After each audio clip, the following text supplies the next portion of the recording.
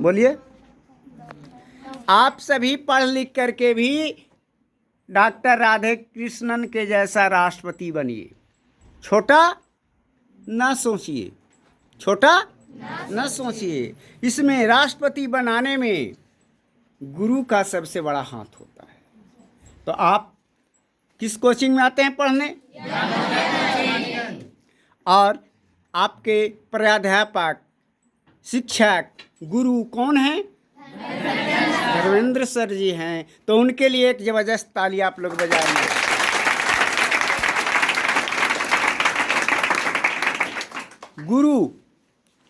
गुरु ब्रह्मा गुरु विष्णु गुरुदेवो महेश्वरा गुरु साक्षात परम ब्रह्म तस्मै श्री गुरु वे नमः। यानी गुरु ही अंधकार से प्रकाश की ओर ले जाते हैं, अंधकार से प्रकाश की ओर ले जाते हैं।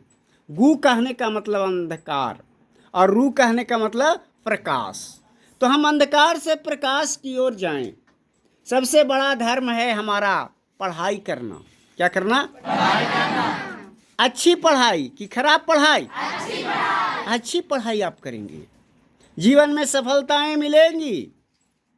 बहुत बड़े बड़े महापुरुषों के कथनों को आप जीवन में याददाश्त करें, जीवन में उतारें, भूलें नहीं उनको। उनकी एक एक वाणी, एक एक वचन बहुत बड़ा कीमती होता है। जैसे डॉक्टर APJ अब्दुल कलाम का नाम सुना है आप सभी? डॉक्टर APJ अब्दुल कलाम भारत के राष्ट्रपति वो भी थे। उन्होंने कहा था, छोटा सोच सबसे बड़ा अपराध। क्या कहा था? इंग्लिश में कहा जाता है small thinking very crime. Small thinking very crime. तो क्या आप क्राइमर बनने के लिए पढ़ने आए हो? नहीं ना। आप छोटा मत सोचिए।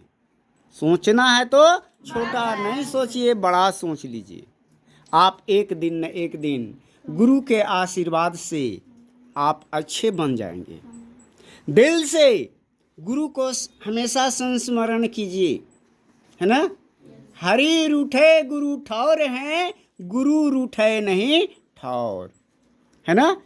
ईश्वर अगर रूस जाएंगे, अल्लाह रूस जाएंगे तो कोई बात नहीं है, मगर गुरु को नारुष्ट नहीं होना चाहिए। क्योंकि ईश्वर का रास्ता कौन दिखलाया? गुरु दिखाए। तभी तो गुरु की महिमा है। 3 लोक नवखंड में गुरु से बड़ा न कोई, करता करे न कर सके, गुरु करे सो होए। गुरु कभी मरते नहीं हैं।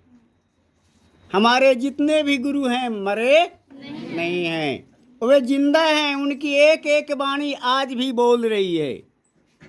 महात्मा गांधी ने कहा था, पहले स्वच्छता पीछे आजादी। पहले स्वच्छता पीछे आजादी। आज का वातावरण पूरा प्रदूषित हो गया है। व्यक्ति मन से, कर्म से, वचन से, पर्यावरण से दूषित है। दूषित है ना। तो हम क्या करें? स्वच्छता अपनाएं, अपने आप से स्वच्छ बने, स्वच्छता की धुरी पर चलें। हम विद्यार्थी हैं, पढ़ने आए हैं। जितने स्टूडेंट आप सभी लड़के लोग हो, विद्यार्थी जितने बॉयज हो, समझो कि ये मेरी बहन है और हम इसके भाई हैं। तुम लोग को भी समझना है कि हमारा ये भाई है। आप नित्य प्रतिदिन पढ़ते जाएंगे, एक एक आदर्श को उतारते जाएंगे तो जीवन बहुमूल्य बन जाएगा। इस शरीर का कीमत चिकित्सा विज्ञान के अनुसार कितना है जानते हो? 10 अरब। कितना है? 10 अरब का ये शरीर है। अब समझ जाओ कि प्रकृति ने 10 अरब का शरीर दिया है और तुम लोग कहते हो कि मेरे पास कुछ नहीं है, मैं लाचार हूं। आप लाचार नहीं हो, आप अभागा इसीलिए हो कि आप जागा नहीं हो। जगिए, जगिए। आप धारणा पर चलिए। क्या चीज पर? धारणा। तो धारणा क्या चीज होता है? जो जीवन में धारण किया जाए, जो जीवन में धारण किया जाए। तो आपके जीवन में क्या धारण करना है? पढ़ाई, शिक्षा, सुशिक्षा की कुशिक्षा? सुशिक्षा। सु मतलब बढ़िया और कु मतलब खराब।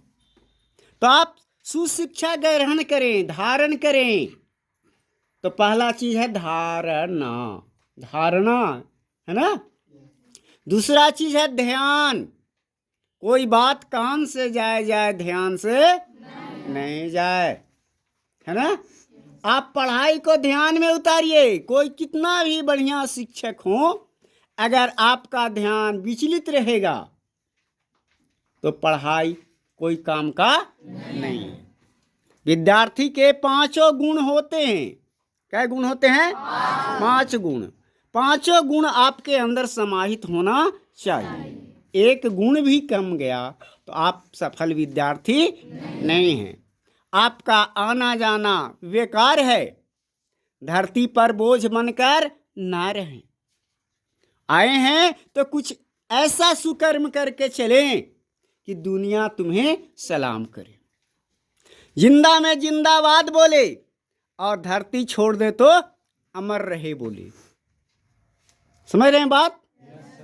और जितने भी महापुरुष जन्म लिए वो भी 2 आंख वाले ही थे, मगर आज उनको हम याद कर रहे हैं।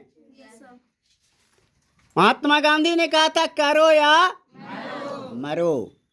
अगर ये सब बातें करने नहीं आता है तो धरती का बोझ बन के आप ना रहिए। कि रहिए नहीं। आपके ऊपर अपने परिवार, अपने गांव, अपने समाज, अपने प्रखंड, अनुमंडल, जिला, राज्य, राष्ट्र, महादेश और पूरे विश्व की जिम्मेवारियां हैं। आज पूरा संसार युद्ध में भटक रहा है, नहीं, युद्ध में परेशान है। अंदर अंदर सबके अंदर में कहीं सुख शांति नहीं है। तो हम अस्थाई सुख शांति और समृद्धि को चाहेंगे कि नहीं चाहेंगे? दैहिक, वैदिक और भौतिक तीनों कष्टों से निवारण करना ही जीवन का उद्देश्य है। दैहिक, देह का कष्ट। किसका कष्ट? देह का कष्ट। जख्म हो जाना, बुखार लग जाना, ये सब है ना जी। कोई बीमारी हो जाना, ये देह का कष्ट होता है। इसको कहते हैं दैहिक कष्ट। कैसा कष्ट? दैहिक कष्ट। वैदिक कष्ट उस कष्ट को कहते हैं इलाज करवा रहे हैं, ठीक नहीं हो रहा है, उसको भगवान के भरोसे, अल्लाह के भरोसे छोड़ देते हैं कि भगवान जेकरा जिया दा है या मुआ दा। अपने किसी को हो जाता है वैसा तो कहता है भगवान ले चलो हमको, ए अल्लाह ले चलो, अब धरती पर हम न रहेंगे। वैसे कष्ट होते हैं वैदिक कष्ट। जैसे एड्स। कौन सा रोग? एड्स। एड्स के बारे में आप सर जी से पढ़ लोगे बढ़िया से। एड्स क्या है ना। कैंसर, ये सब बीमारी वैदिक कष्ट है। अभी एकदम सफलतम इलाज इसका नहीं है। और एक होता है भौतिक कष्ट, भौतिक दुख। जैसे किसी को साइकिल है तो उसको लग रहा है कि हमारे पास मोटरसाइकिल हो जाए। नहीं, किसी को मोटरसाइकिल है तो उसको लगता है कि 4 चक्के वाला हमारे पास गाड़ी होता, 4 व्हीलर। नहीं, जिसके 4 चक्के की गाड़ी है सोचता है कि अरे हमारा जरा हेलीकॉप्टर एगो हो जाता। नहीं, उड़ने वाला। यानी कहीं न कहीं व्यक्ति शांत भाव में नहीं है। हम शाश्वत सुख की प्राप्ति करें, और शाश्वत सुख तभी मिलेगा जब हम पढ़ाई पर 100% ध्यान देंगे। कोई बात कान से जाए ध्यान से ना जाए। कान से चल जाए ध्यान से ना जाए। छाता और दिमाग खुलने पर काम करता है। छाता देखे हो? तो छाता खुलेगा तब काम आएगा, और दिमाग खुलेगा तब काम करेगा। खुलने का मतलब है कि आप उसमें से गंदगी सब हटा दीजिए, डिलीट मार दीजिए, और कामयाबी का पिक्चर देखिए। कि ना कामयाबी का पिक्चर आप देखिए। हम पढ़ रहे हैं तो भी और ना पढ़ रहे हैं तो भी हमारे दिमाग में वो बात घूमते रहना चाहिए, ध्यान में उतरते रहना चाहिए कि पिछले दिन सर जी ने क्या पढ़ाया था। अगर उसकी पुनरावृत्ति आप करते चलोगे तो भूल जाओगे। जैसे कोई गाना को नहीं भूल पाते हो, भूलते हो। अगर एक दो बार फिल्म देख लेते हो, उसको दो बार तीन बार रिवाइज कर लोगे तो नहीं भूलोगे। मगर क्या बात है कि आप पढ़ते हो भूल जाते हो, यानी आप ध्यान यहाँ पर रह करके नहीं पढ़ा। बॉडी प्रेजेंट और माइंड एब्सेंट आपका होता है तो आपकी पढ़ाई नहीं होगी। तीसरा चीज है समाधि। क्या चीज है? समाधि। सम जोड़ अवधि, सभी समय के लिए, चाहे सुख में हो या दुख में हो, आप समाधि में लीन रहो। पढ़ाई की समाधि है ना, आप जीवन में अच्छे कर जाएंगे। बन न सके भगवान अगर तुम कम से कम इंसान बनो, नहीं कभी हैवान बनो, नहीं कभी शैतान बनो। समझ रहे हैं बात? आपको भगवान बनना है। अब भगवान नहीं बनो तो कम से कम इंसान तो बन जाओ। हम किसी को बुरा ना करेंगे, इतना तो सोच होनी चाहिए कि नहीं होनी चाहिए? होनी चाहिए। हम एक सामाजिक प्राणी है, मनुष्य एक सामाजिक प्राणी है। किसने कहा था पता है? अरस्तु। किसने कहा था? तो अरस्तु के लिए ताली बजा दीजिए।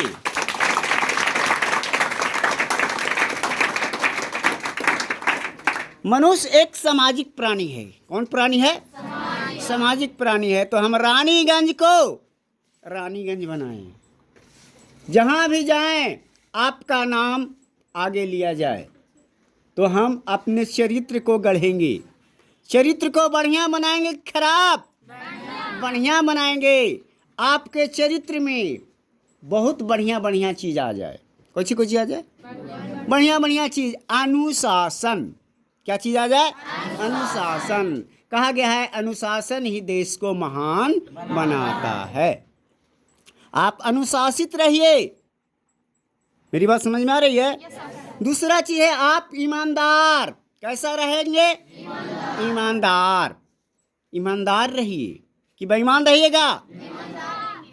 इंग्लिश में कहा गया है honest is the best policy. आप ईमानदारी से चलिए। आप 10वां 9वां में हैं, है ना? परीक्षाओं में भी आता है ईमानदारी सर्वोत्तम नीति है, इस पर निबंध लिखो, आता है। तो आप ईमानदारी से चलिए, कर्तव्यनिष्ठ बनिए, कर्तव्य की प्रधानता दीजिए। कर्तव्य अधिकार की चेष्टा ना करिए। कर्तव्य बढ़िया से करने आ जाएगा तो अधिकार अपने आप मिल जाएगा। आप देश प्रेम की भावना से ओतप्रोत रहिए। आपके अंदर देश प्रेम की भावना हो। किस देश में रहते हैं? भारत देश में। तो हम अपने स्वदेश से प्यार रखें। जो भरा नहीं हो भावों से, बहती जिसमें रसधार नहीं, वह हृदय नहीं पत्थर है जिसमें स्वदेश का प्यार नहीं। तो आप अपने देश के लिए ताली बजाइए। बच्चे आप सोच रहे होंगे कि बार बार ताली बजाते हैं, तो ताली बजाने से विद्या हाली हाली आती है, खून की गति तेज होती है, बच्चे का ध्यान एकाग्रचित होता है, आंख की रोशनी बढ़ती है, और जिनके लिए ताली बजाएंगे उनको भी अच्छा लगता है। नहीं लगता है? तो हम अपने देश के लिए ताली बजा रहे हैं। हमारा देश 15 अगस्त 1947 को आज़ाद हुआ। इसके पहले 1857 के पहले 1757 से ही स्वतंत्रता आंदोलन का बिगुल बज चुका था, पलासी के युद्ध से, है ना? और धीरे धीरे हम सिपाही विद्रोह की ओर आए, और उसके बाद महात्मा गांधी का आगमन हुआ स्वतंत्रता आंदोलन में, जो असहयोग आंदोलन से शुरू किया। असहयोग आंदोलन। हम तुम्हारे सामान को नहीं खरीदेंगे, तुम अपना दुकान चलाओ, है ना? नमक कानून तोड़ा पूर्वी चंपारण में जाकर के। कौन? अपना नमक खाइए। समझ रहे हैं बात? आप दुकान दे करके बैठे हो, अगर तुम्हारे यहाँ मैं सामान न खरीदूंगा तो कोई हमको मूड़ी काट देगा? नहीं काट देगा। तो बच्चे, भारत आत्मनिर्भर अभियान चलाया जा रहा है, भारत सरकार के द्वारा भी प्रेरित किया जा रहा है। Local for vocal, local for vocal. आप अपने यहाँ के उत्पाद को खाइए, उपयोग में लाइए और अपने गांव घर की समृद्धि बढ़ाइए। भारत गांवों का देश है। कहाँ का देश है? गांवों का देश है। छोटे बड़े यहाँ लगभग 10 लाख गांव होंगे, छोटे बड़े 10 लाख गांव होंगे। अगर हर एक गांव के बच्चे अगर पढ़ लिख जाएं बढ़िया से और अपने गांव को बढ़िया बना लें तो इससे सुंदर और कुछ हो सकता है? नहीं। पढ़ाई एक ऐसा अस्त्र है ना, जो सब जगह काम आएगा। नहीं, विद्या ददाति विनयम विनया दाति पात्रताम पात्रतवे धनवापनोति धनवा धनम ततम सुखम। विद्या क्या देती है? विनय देती है। क्या देती है? विनय। आप विनम्र बनते हैं कि उडांड? विनम्र बनते हैं, उसी को विद्या कहते हैं। विद्या ददाति विनयम विनया दाति पात्रताम। जिसके अंदर विनम्रता आती है वो सुपात्र बन जाते हैं, अच्छे बर्तन। विद्या ददाति विनयम विनया दाति पात्रताम पात्रतवे धनवापनोति। और जब आपके अंदर पात्रता आ जाएगी, वही अनुशासन, वही ईमानदारी, वही कर्तव्यनिष्ठा, वही देश प्रेम, वही विश्व बंधुत्व की भावना, तो आप क्या बन जाओगे? सुपात्र बन जाते हो। और सुपात्र होने पर आपको क्या मिलता है? धन की प्राप्ति होती है। क्या चीज़ की प्राप्ति होती है? धन की प्राप्ति होती है। सब जगह सम्मान मिलता है ना, धन मिलता है, और उससे आप